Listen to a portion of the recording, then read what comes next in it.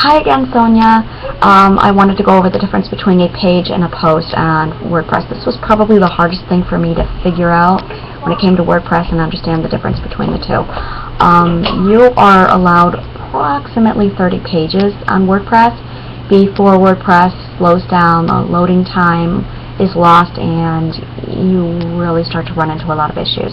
I had literally 30 pages on my website before I realized the problem and how I had to convert everything over to posts. So I'll go over that in a difference. Whenever anyone comes to your website, you have 3 seconds to keep them there. This is the moment they type in your website name and then they hit go. You have 3 seconds to get your website up, impress them before they turn around and leave. If there's a slow problem, if your website doesn't pop right up within that 3 seconds, they'll give up and walk away. Once they get there, if there's not something that absolutely captivates them to keep them there, they're gone. So we're talking 3 seconds. One of the things that a lot of people do, especially writers, is they write. So they throw a lot of writing material right in their faces. If people get to a website and have to read, they're not going to stay. You're going to want to keep visuals. You're going to have something pretty. You're going to want to have something a lot that's in their face. Headlines. And this is where you kind of want to be frugal, because the more, if you activate their stimuli, it's going to overload them, and something that should be a basic stimuli is going to lessen its effect, and it'll sound like shouting, so they'll immediately bail. This is why you want to use headlines frugal. You don't want to have like 18 headlines and everything's small. You don't want to bold, you don't want to italicize. It's like using too many exclamation points. People are sensitive to it, so if they see too many exclamation points, they're going to be like, why are you yelling? So you do want to keep it kind of toned down. The purpose of a home page is when they get there, you basically want to grab their attention. It's kind of like that roadmap in a mall. You get to the mall, you're overwhelmed. You're like, where do I go? So you go to the mall map, and it's a basic overview. Whenever you go to a website, a professional website, you should give exact direction as to what they want. Someone should pull up your website, look at it, and immediately go, okay, this person wants me to subscribe, or this person wants me to go here, this person wants me to order a book. And this is actually something that I struggled with at first, so it took me a few trial and errors before I got this one right.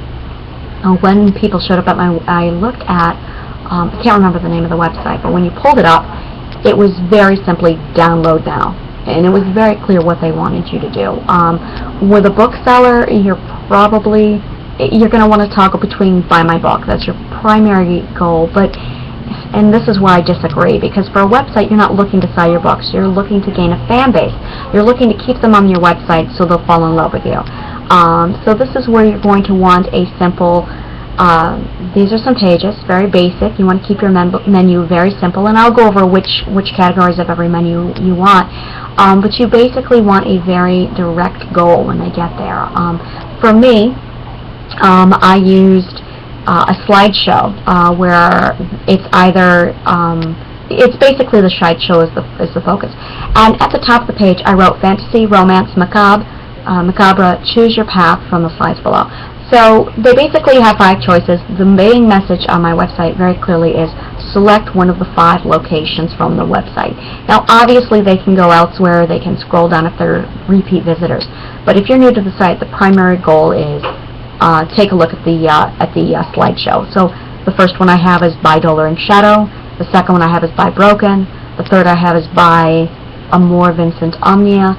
The fourth is the book I'm writing now, Lord Lanolin Flies. And the fifth is explore the website. So I do get them options. They do have the slideshow, but it's very clear what it is I want them to do. So that's pretty much what you're going to want to do, is when they get to the website, design your homepage off of what is it you really want them to do. This is where a lot of people use their blog as the primary welcome page. You get to the home site and you see a blog. That's also very popular, so feel free to make your blog your homepage. There was something I was going to say regarding the homepage. I cannot remember. When I think of it, I'll add it in. And see, it's really bothering me. Oh, that's right. Things like welcome to my homepage. People don't want to see that. Obviously, they're welcome to your homepage. So avoid saying welcome. Avoid a welcome mat or a welcome page. You really don't want to do that. So get right down into it. Cut and chase. Again, you're talking about web surfers. That's the mind you're catering to. And it really depends on also your genre. A romance novelist, or a romance reader will be more likely to browse and take their time. If somebody is science fiction, they're probably going to want to get right down to just show me the facts, let me get on with my life, I'm in a hurry. This is also geography, gender, the age groups. There's a lot to take in. So in addition to deciding what your genre is, you also need to come up with your basic demographic. Do you want the majority of your fan base to be made up of women? Do you want the majority of your fan base to be made up of intellectuals? Do you want them to be children? And you're going to design your website not around what you like, but right around what they want, what you think they will bring in that kind of people that says this is the kind of website that I'm building, this is what I'm delivering. One of my favorite stories is about Ayn Rand. When she wrote Atlas Shrugged screams intellect, it's philosophy, it's deep thinkers. And when she created Ayn Rand, what's the name of the book? Atlas Shrugged, the marketers, the editor wanted to put on the book cover a naked woman with John Galt, and she argued with the marketers that she would end up attracting a lot of romance novelists, and they're going to be disappointed. Also, the people who would be interested in Atlas Shrugged would even pick up the book because it's not appealing. It would scream romance novel. She fought tooth and nail on the cover of Atlas Shrugged, and it's all about marketing. You want to make sure you are gearing your website to the right kind of people. And I'll talk to you later.